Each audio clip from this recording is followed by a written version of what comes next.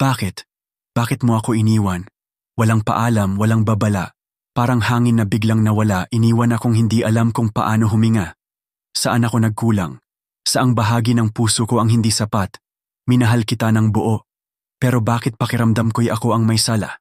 Ako ba ang mali? O sadyang may iba nang pumalit sa aking yakap? Gabing-gabi, tahimik ang mundo pero ang isip ko, gulong-gulo. Paulit-ulit kong tinatanong, bakit mo ako tinalikuran habang sayo? Buong-buo pa rin ako nakaharap? Sabi nila, ang paglimot ay parang ulan, unti-unting bumabaha sa mga alaala, unti-unting tinatangay ang sakit.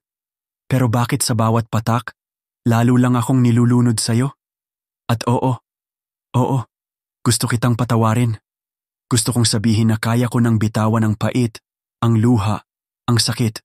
Pero paano kung ang iniwan mong sugat ay mas malalim pa sa salitang patawad? Ngunit ayoko ng habambuhay na maging bilanggo ng isang kwentong ikaw lang ang may wakas. Kaya heto na, pakawalan kita, hindi dahil kaya ko na, kundi dahil kailangan ko ng lumaya. At sa huling pagkakataon, ito na ang aking buntong hininga. Isang paalam para sa isang bakit na hindi na kailanman masasagot.